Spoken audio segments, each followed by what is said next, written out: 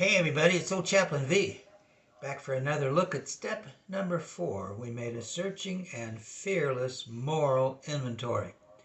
Well, I thought it might be helpful. We've already taken a look at it before from a fear standpoint, but let's review the steps for just a minute. The first step, we admitted that we were powerless over our addiction. My sponsor had a pretty good saying. He says, how many relapses does it take to finally understand the first step? Sometimes we get so busy talking about our addiction and woe is me and all these problems that we have that we're not really working our program. We're just kind of having a pity party. I don't mean to put down what we have, but the problem is we got to work our steps, and it starts with the first step, that we are powerless over our addiction, but we came to believe that a power greater than ourselves can restore us to sanity. To me, the remaining steps are all about turning our life over to the will of God. And self-will does not want to go. So the third step, we made a decision to turn our will and our lives over to the care of God. We say the Lord's Prayer, thy kingdom come, thy will be done. But it just seems like those are just prayers that we say after meetings, or they're just kind of meaningless almost.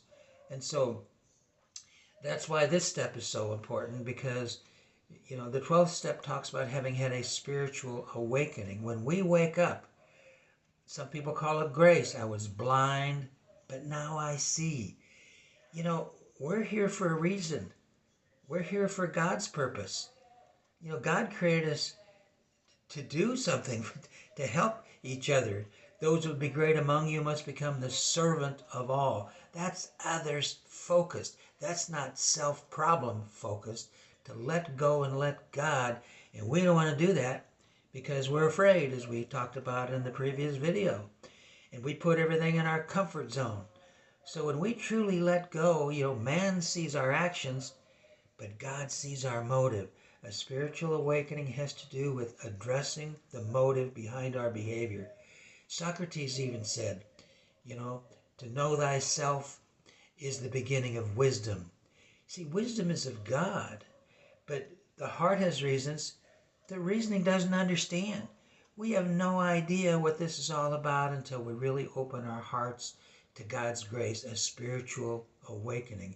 When we do that, and we welcome the purpose to our life, we start being of service to others. We start seeing the other person's point of view. We become more interested than interesting. Self-approval, Well, listen, I'm out of time here already. God bless you, everybody. Thank you for watching. We'll be back more.